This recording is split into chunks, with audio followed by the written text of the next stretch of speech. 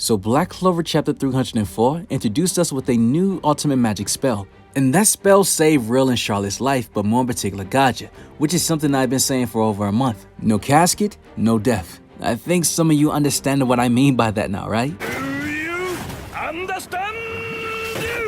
But let's be honest here, the real hype part about this chapter was the ending. Yuno versus Zenon, the fight we all want to see. But in classic Tabata's fashion, we get a cliffhanger. We got a lot to talk about today, so before we start, as always, if you are new to the channel, be sure to subscribe with notification bells on. And you guys destroyed the like goal in the last video, so let's go for it again. Let's go for over 2,000 likes. I appreciate it in advance. Now let's talk about Black Clover Chapter 304, Reality and Magic.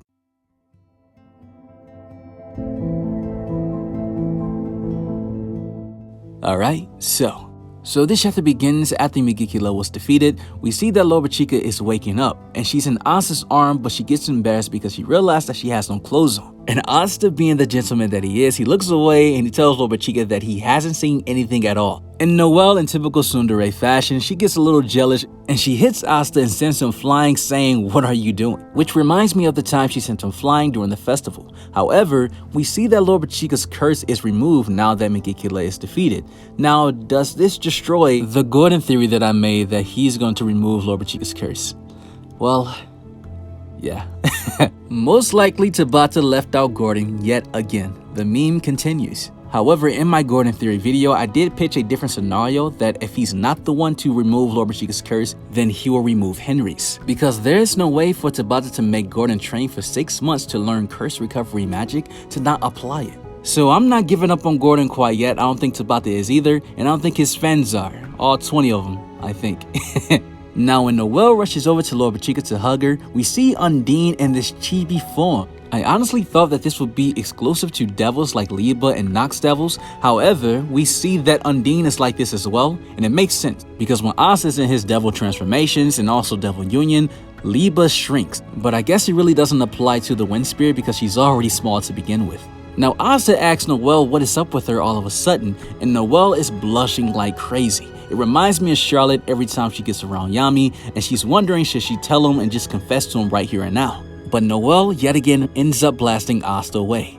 Then, like sister, like brother, Nozel started acting strange out of nowhere because Nozel looks at Nozel and he gets nervous because he's thinking to himself, now that the curse has been lifted, how can he speak to his sister normally now? Because now there's no holding back. The behavior Nozel showed towards Nozel in the past should definitely change now. Now they can communicate and have conversations, they can laugh together, they can cry together. Now the big brother role is in full effect and I know he's nervous about it. Because I believe behind the persona, Nozel is a really nice guy. Even Dorothy talked about it. Because there's not a single time we ever seen in a story where Nozel actually smiled, like straight cheesing or even laughed. And I think we're going to see more of that now. Now, we get a really interesting dialogue exchange from Rill and Charlotte, and he talks about that his spell is running out and the effect of the spell is going to be undone, so I really apologize for it. And Charlotte tells him that it's thanks to you that I was able to fight. Moreover, we cannot die just yet, right? But what really was intriguing for me is what Rill said to himself in his head.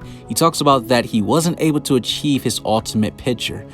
Now, what Rill did in this arc, he's one of the MVPs in this fight. Thanks to him that everybody had that magic boost to stop Megicula, because if it wasn't for him, no one would have been able to finish the job against Megicula. So for him to say that he wasn't able to achieve the ultimate picture, even though despite everything he did in this arc that was amazing, then Rill is only scratching the surface to his true potential. Now, as Loropechika runs over to Gaja, she's screaming because she sees that his body is passing away. And he looks at her knowing that her devil form and everything has gone away. He said, "Loropechika, I'm glad you're safe."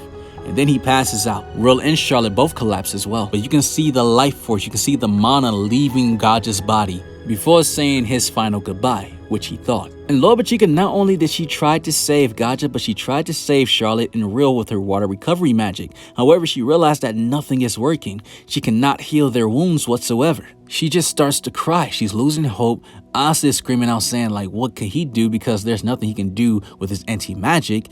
Nozel, she's hoping that there has to be some way for them to be saved. You can tell that they started to lose a little bit of hope until Nox showed up. He tells them that there is nothing that they can do. The righteous is not always rewarded. That's the reality. But you see that Lucky tells Nock hey, almost like a reminder of the plan they had in motion. And Nock's like, yes, I know, I already brought the person that you asked for. And we see with his shadow magic who's coming out of it, and that is Mimosa with her ultimate magic spell ready to operate. The best insurance plan that you could ask for in Black Clover.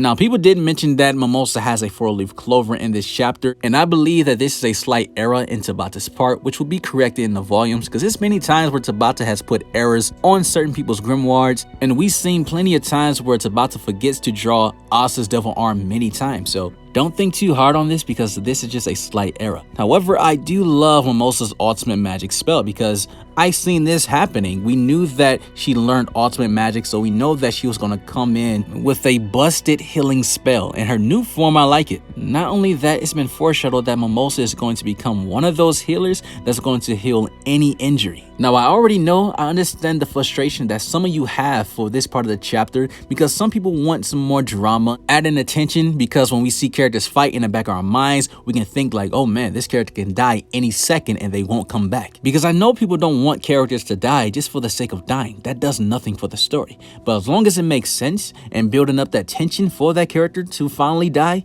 that would be a perfect trade-off. But for me, I had zero expectations for Gaja or anybody to die during this part of the arc because I knew that Mimosa is going to show with ultimate magic to heal him. Let's just hope she doesn't spam it this arc because that will take away the tension. Now, as Mimosa is successful healing Charlotte, Rill, and Gaja, Nozel talks about that reality can be turned to anything we want because it's magic, right? Alluding to the fact of when Nock talked about reality previously before this event. And I must say, this was an extremely fast spell the way that Mimosa healed them. It took seconds. Go back to memory lane for a quick second. She could even heal Fegolion when his arm got cut off. So, it shows you that her growth and her magic has improved greatly. And we also get a confession for this chapter, which I think we all seen this coming. But as Loropechika is apologizing to God, just saying that you put your life on the line for me, I'm so sorry. He's like, no, that's my duties as a spirit guardian. And then out of nowhere, he was like, I love you. He just said it flat out. He didn't even build up to it. He just let it all out like, yo, I love you.